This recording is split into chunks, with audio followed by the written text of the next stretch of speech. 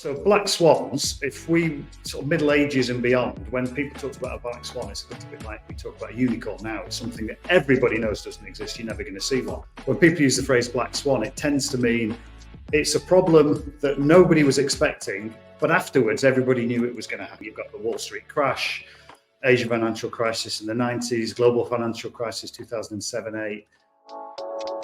This is Liquidity Talks, a live stream and podcast series designed to share the latest trends and updates from the world of treasury, liquidity and risk.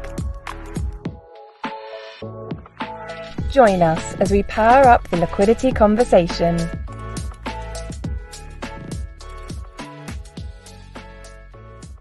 Hello and welcome to our first Liquidity Talks live stream and podcast.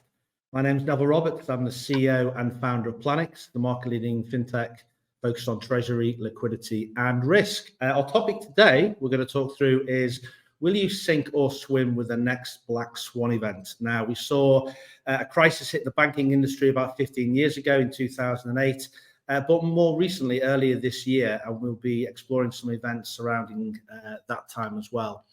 First and foremost, I'd like to introduce our guest today is Pete McIntyre from Planixs.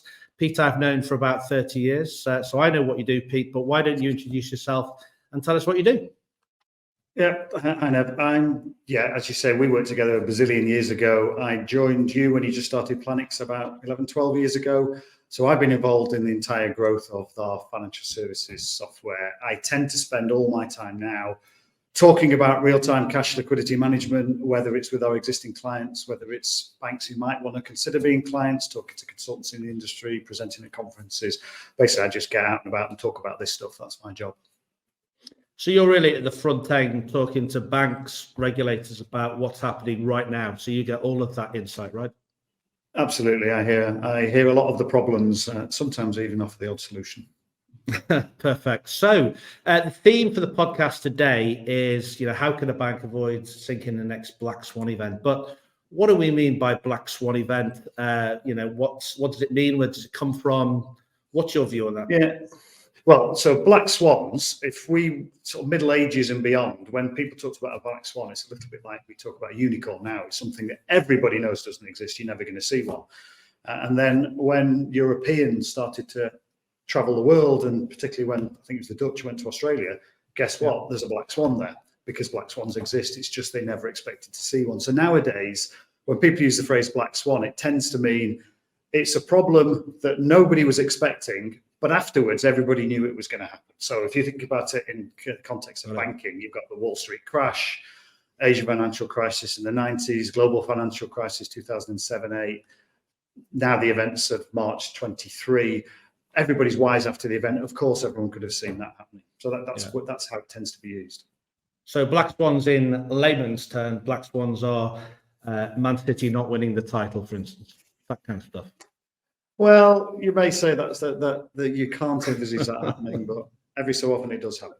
It does happen, right? So apart from the obvious fact, right, that Black Swans spend time in the water, what's the link between Black Swans and the topic of liquidity?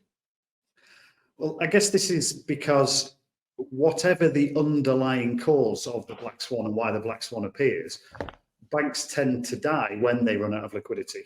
So if you look at some of the examples I talked about earlier, 2007-8, think about Lehman Brothers. That was the big noise around the failure. So yes, it was a subprime mortgage crisis that caused them to get into trouble. But the reason that they actually failed and Chapter 11 happened on the magic day was they didn't have enough liquidity to get through the day when they needed it. They actually, it turns out, 10 years later, they found enough liquidity to pay everyone back. But at the moment when they needed it, when they needed to provide liquidity to be able to get access to credit and so on, they didn't have it. So it was liquidity that caused them to die.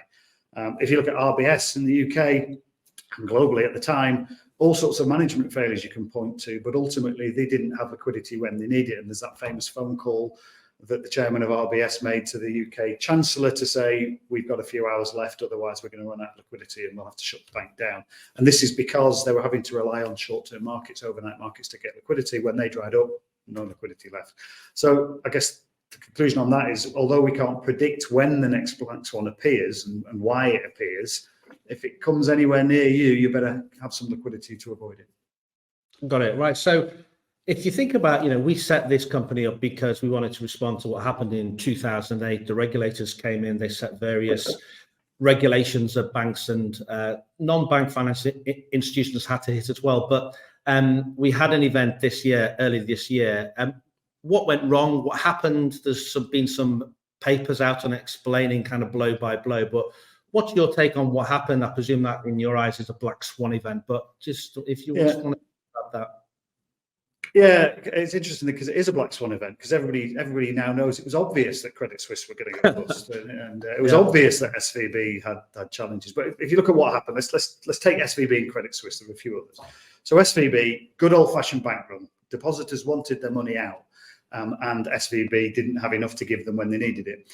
Now, the interesting thing here is this is much, much faster than historical bank runs. If you go back to 2008, one of the big Icelandic banks that went under and almost brought the entire economy of Iceland down, IceSave, they lost about 20% of their deposits after 75 days. SVB lost 85% of its deposits in 2 days. 2 days. So, and because the world's moved, and it's all sorts of stuff we could talk about, social media, passing rumors around. Nowadays, you can draw your money out from a portal instantly, etc. In the old days, you used to have to queue up, and when the line outside the bank got bigger, you panicked and joined the back of the queue. Now, in terms of the finger of blame of SVB, a lot of it has been pointed at management not having the right risk culture. They didn't act on feedback from regulators. In essence, they were managing as if they were still a very small bank, and they missed this whole interest rate related risks. So interest rates went up, and they weren't expecting that, or if they were expecting it, they didn't make provision against it. So what it meant was, although they needed liquidity now to pay back those clients who wanted to take their money out, all of the assets they had were tied up in very long-term investments, and to try and liquidate those investments to generate liquidity now proved to be incredibly expensive because of the mismatch between today's interest rate and the way that those assets were set up. Now, that put the spotlight on some of the other mid-sized US banks, so Signature and First Republic, and they went down with similar criticisms of management's approach to risk. So that's like a smaller bank problem, a lot of management capability and the ability for the management to have the information they need. Credit Suisse, much bigger, much more global and complex, but it's a similar story, and they ran out of liquidity. Now, these guys, they'd had problems post-global financial crisis over many years, a lot of scandals, stroke negative results, and the market losing confidence over a number of years. They ran into liquidity issues last summer 22. Regulators got involved. They put various panels together in the background, spent a lot of time preparing for potential sort of orderly resolution events and strategic realignment. But when those US banks started to go under, the market getting jittery, looked at Credit Suisse and thought, you're next. And a bank run begins. And a key element of what happened to Credit Suisse was they had a pretty good LCR, liquidity coverage ratio, which is supposed to prove that you can cope with assets being taken out over a 30-day period. Yeah, long term, But what the problem was is that same assets that they were hoping to use for that, they were having to use today, intraday, to either make payments earlier than they normally would have done before people paid them, or to pre-fund accounts or to pledge collateral. So it suddenly meant that this liquidity that they thought was nice and comfortable that they had access to just wasn't there when they needed it. And that's the general problem. An event comes along, if you haven't got your liquidity, you're going to die. So yeah, go ahead. No, go on. I was just going to say a few sort of themes that come out of that. If you want me to cover those. There was one thing you said. It was about social media and the speed at which this happened. So you and I are old enough to remember Northern Rock, and that failure seemed to happen really quickly at the time. But when I look back at what happened earlier this year, it was pretty slow. So the speed that the crisis happened was really, really quick, which leads on to banks needing, they need real-time insight. It's not about next day in a few days' time. They need it right now. Did you see that happening this year? So I'd actually go back a stage. It's the first thing you need as a bank is the ability to understand what's going on. So you need information at your fingertips that is as up to date as it possibly can be, and that can tell you whether you've got a challenge. It can tell you you're starting to see deposits fly out of the door. It can also tell you, well, where is my liquidity now? Is it in the right place? Do I need to do something about it? Do I need to liberate some liquidity? Do I need to go out in the marketplace and try and gain some more liquidity? So it's around do I have the information to help me understand and manage my liquidity in a much more real-time basis? And that sort of are linked into a stronger culture of thinking about risks and what might go wrong. A lot of the criticism often is the bank's incentives are all about effectively short-term profits and getting my bonus, but are you also thinking about what could go wrong? Do you have the data and the systems in place so that when things go wrong, you can actually take some action about it and rather than only finding out when the liquidity's dried up and it's too late to do anything with it. So it's not just the large banks that have this challenge, it's all banks, so small banks as well. Yeah, well, that may be one of the outcomes of March this year in the US, is if you look at the way regulators generally pick off their, let's just call it the marketplace, they look after the territory, the region that they care about, they often start with the big guys because they're seen as the systemically important banks. If one of these banks go down, then there's a problem because of all their customers in the market, whether it's corporates or retail customers, but also all of the other people in the market that they're going to drag down with them. And they tend to get to a certain level where they say, well, these guys are small enough, if they go under, so what? What started to become clear in March was what they call the contagion risk. So SVB go down. What does that mean about similar sized banks? Or in SVB's case, they were very heavily concentrated, their activity concentrated in one sector. And as we now know, wise after the event, that when you've got a concentrated sector, particularly a tech sector, where everybody's talking to each other on social media and they've often got the same VCs behind them, when somebody says, I think I should take my money out of SVB, it looks like a bad risk, that message gets replicated very, very quickly. And because the mechanisms are in place to take your money out quickly, you've got a problem. Your Northern Rock example, that starts with Robert Peston on the news saying, oh, I've heard a rumour that Northern Rock are in a bit of trouble. People have to listen to that. Has to be reported in the newspapers. Their old granny has to go and take her £20 out of the bank. And it takes time to ripple through. We're in a different space now, and that will impact smaller banks as much as larger. Got it. And the whole world is real time. So everything happens in real time. And having that insight, I remember getting some calls from some of our banks, and they wanted insight almost every hour to actually hand to the board to explain where they were. And part of that is probably nervousness and but just wanting to know exactly where they stood. It was really important because things were happening by the hour. Yeah. And there are many stakeholders that are interested, sometimes internal, sometimes external. In the background, you'll have regulators who start to demand much more frequent updates on the bank situation, the positions and so on. If it takes you 3 weeks to get data out to show what happened yesterday, that's not a very good answer when the regulator's constantly asking for more. So regulators, right? So, I mean, it can't be all on the banks. Where do regulators fit into this? Were they asleep at the wheel? After 2008, when there was the various consultations, there was a view I had at the time that regulators, if you reported correctly, you'd be on top of this. But, so it would never happen again. But it did. So what's their role? How did they help or actually hinder in this? What's your view? So I think it's the old curate's egg here, good and bad in parts. I think if you look at what's good, there's a phrase that you sometimes hear from regulators. Their job is not to make decisions on behalf of the management of banks. What they're there to do is to stop an idiosyncratic problem turning into a systemic problem. In other words, something idiosyncratic that applies to one organization, they're not going to stop that happening. But what they want to do is stop it going across the sector, the financial sector and beyond. And that didn't happen. Okay, it was limited. Taxpayers don't seem to have lost out as well. It wasn't like in 2007-8 where the governments had to put tons of money in and in many cases didn't get that money out again.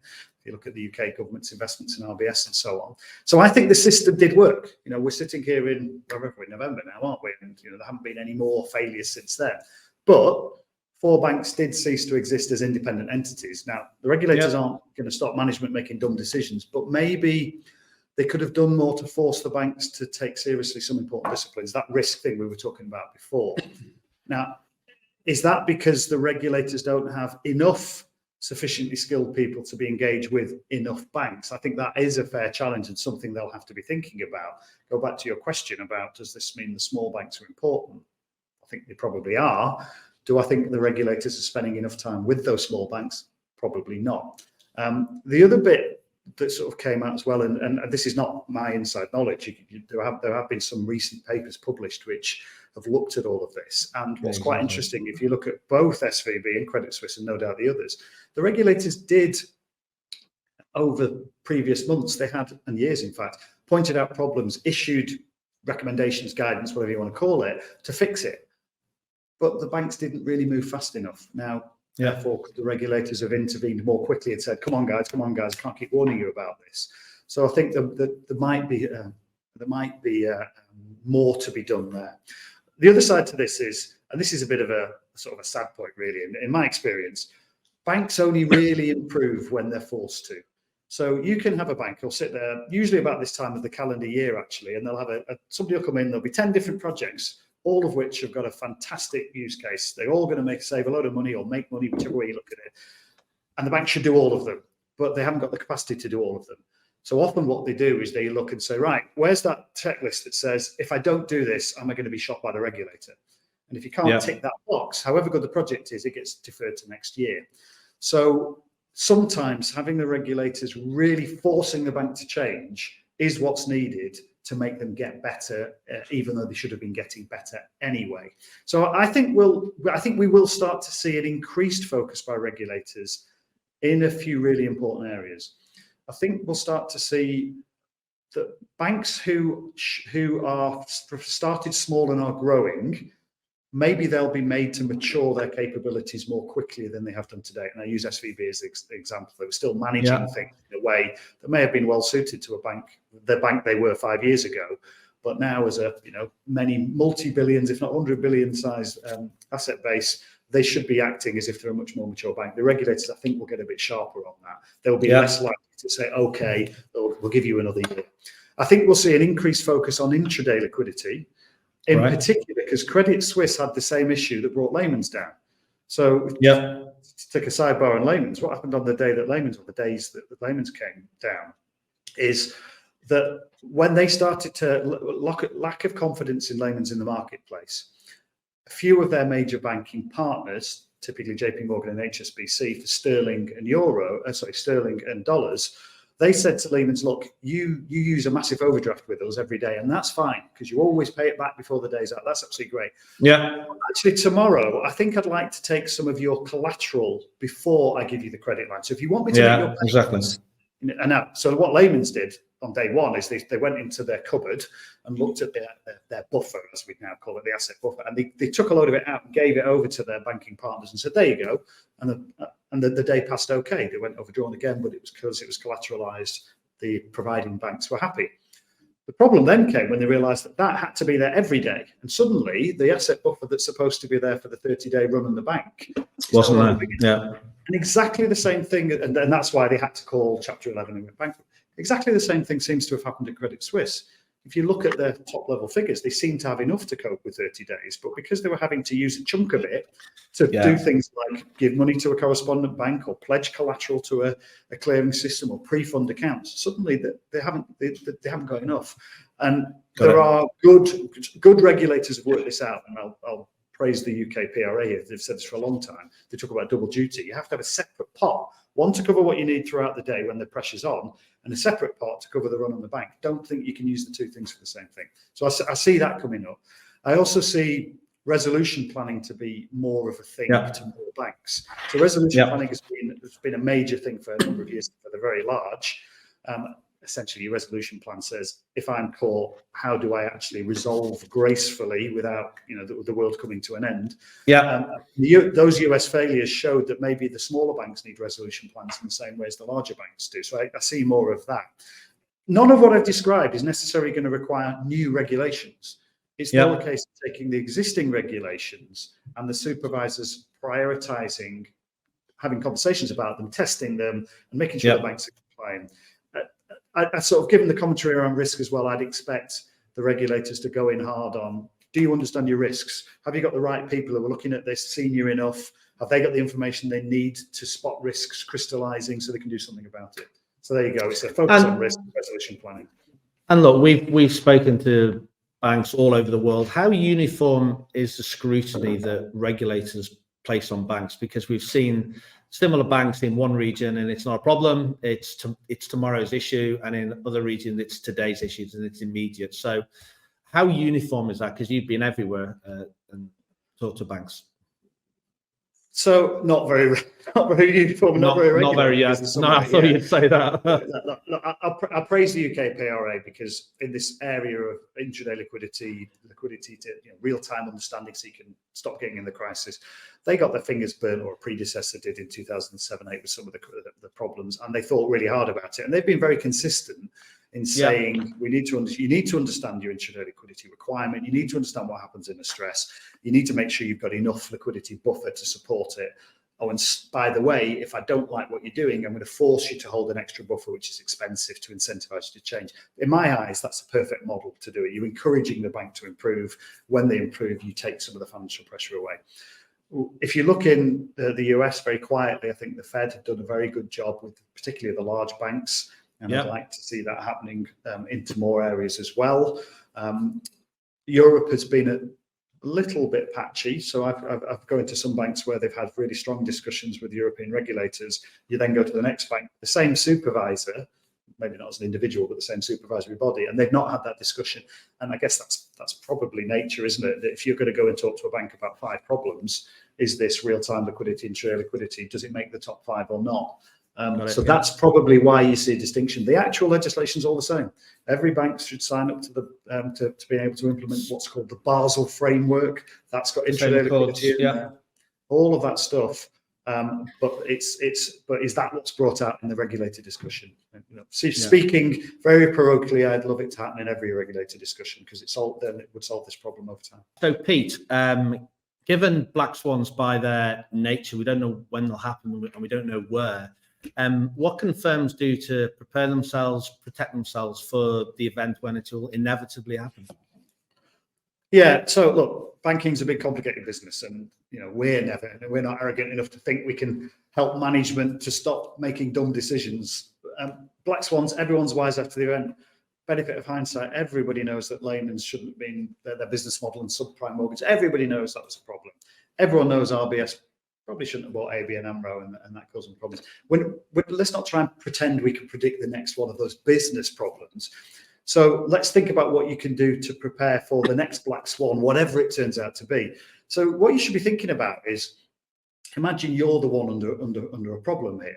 Do you know how much liquidity you're going to need to get through the day if the market decides that you're the guys in trouble? Do you have a big enough liquidity buffer you can call upon, and is it accessible, or is it being mixed with the longer term LCR type buffer, so that you can do things with it? So you can actually get access to that buffer, use it to pay early if you need to restore confidence in the market, pre-fund accounts, get credit lines and so on. So that's the first bit, is do you know what you need?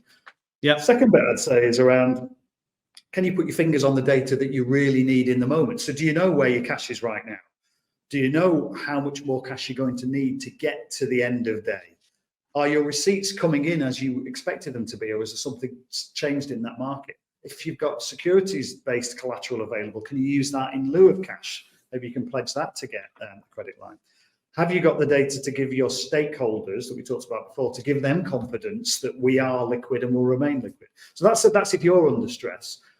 And the other side to this is, what happens if it's not you, it's black swans that are impacting other players? Can you get drowned in contagion if some other financial institution gets into trouble? So do you have a good understanding of the other players in the market? So if your risk profiling told you Credit Suisse was under stress, or SVB or whatever, do you have the information at your fingertips that helps you understand your exposure to them? So here we are in European time zone, it's 10:30, 11 in the morning. Do you know what's changed since last time you looked at this? What's happened today? Have you settled trades with them? Have you booked new trades with them? Has your exposure got better or worse? If they're a correspondent bank to you, is that an issue? Should you perhaps stop putting so much money through them? Should you start to pay them before they pay you? Or hang on a minute, do we want to wait until they've paid us? Maybe I want to change my payment profile. It's that sort of thing. Ultimately, it comes down to, have I got the data to answer some of those questions I've just been raising? And is the data up to date enough to be helpful to me? So that's what you can do to prepare whatever the next black swan looks like. So I've got it. So you need the right insight. You need it in real time. You need to be able to act on it, and you need to have that across the whole of the firm, so you can take a view across everything. That's pretty much what you're saying. Yeah. You have all of that stuff. hopefully the Black Swan sails by you and somebody else gets drowned.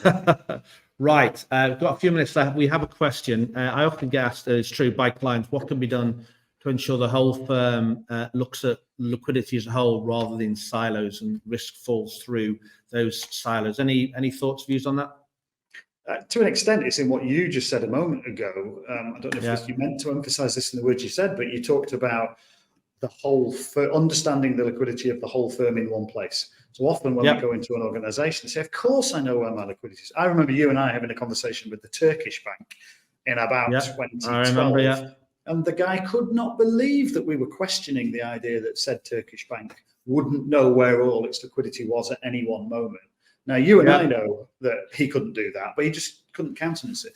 Actually, when you dig behind it, for him to say where is all my cash now, he'd have to look at 50 different bank portals, go into 50 different business units of the firm and ask a load of questions. By the time he got the answers back, it'd all be out of date anyway. So all in one place, having the ability to look in one place as almost like the aggregator across everything that the firm is doing in one place in the middle. And usually that's the job of the treasurer in the center. That's what you really need to do for exactly that point.